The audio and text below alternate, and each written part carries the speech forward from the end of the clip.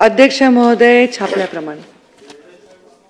अध्यक्ष महोदय, आपल्याला आठवत असेल की प्रत्येक अधिवेशन मध्ये या लोटे एमआयडीसीच्या संदर्भामध्ये, याच्या प्रदूषणासंदर्भामध्ये, यांच्या अनियमित कामाचा हा प्रत्येक वेळी मंत्री महोदया प्रश्न आपण इथे उपस्थितच करतो। मागच्या वेळेला देखील आपण अधिवेशनामध्ये हा प्रश्न उपस्थित केला होता। तर आपण सांगितलं होतं की आपण एक वेळा संधी देऊ, दुसऱ्या वेळेला त्यांच्यावर कठोर कारवाई करू। काय झाले, एक कोकणमध्ये संपूर्णपणे नैसर्गिक संपदा आहे, जैवविविधता अनेक प्रकारची आहे आणि तिथे केमिकल झोन आहे। आमचा विरोध नाही, शेवटी लोकांना रोजगार कुठून मिळणार? सातत्याने काही गोष्टींना विरोध केला तर रोजगार कुठून उपलब्ध होणार? आणि म्हणून माझ्या आयुष्यामध्ये मी कधीच विरोध केला नाही। या मतदारसंघाचं मी प्रतिनिधित्व करतो, मी कधीच विरोधात मोर्चा नाही, कोणाला विरोध नाही। पण मंत्री महोदया, सातत्याने इथं असं होतंय की हे प्रदूषित पाणी सोडलं जातंय। आज इथं आपल्याला असं सांगितलं गेलं की 2 नंबरच्या प्रश्नामध्ये हे खरं नाही। माझा प्रश्न काय आहे की या ठिकाणी अशा पद्धतीनं प्रदूषित हे उतरल्यामुळं तिथं उतरलं काय आपण कबूल केलं, पाणी दूषित झालं काय तर नाही सांगितलं। हे आपल्याला अधिकाऱ्यांनी माहिती दिली।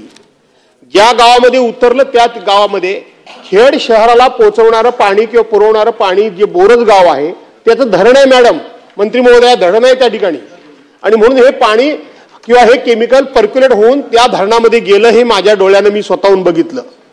5 वर्षापूर्वी भर उन्हाळ्यामध्ये अशाच पद्धतीने हे केमिकल सोडलं, आम्हाला संपूर्ण धरण खाली करावं लागलं आणि लोकांना पाणी त्या सीझनला टँकरने द्यावं लागलं। हीच कंपनी, ही जी रिव्हरसाइड कंपनी, हिने 3 वर्षापूर्वी गुहागर तालुक्यामध्ये पाबरे गावामध्ये अशाच पद्धतीने हे केमिकल नेऊन उतरलं, तिथलं पाणी दूषित झालं 3 वर्षापूर्वी हीच कंपनी।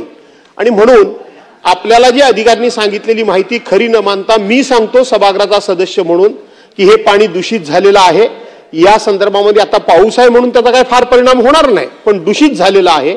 आणि म्हणून ही वारंवार कंपनी अशा पद्धतीनं जे केमिकल टाकते त्याच्यावर आपण कारवाई करणार का, कायमचं बंद करून?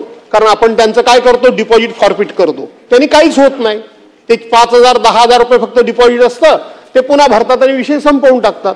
आणि म्हणून याच्यावर कायमचा आळा बसेल अशा दृष्टीने आपण कठोर कारवाई कराल का? एक, आणि आता पावसाळा आहे, यंदा सुरुवातीला पाऊस पडला, अजून आता कोकणामध्ये पाऊस पडायचा आहे।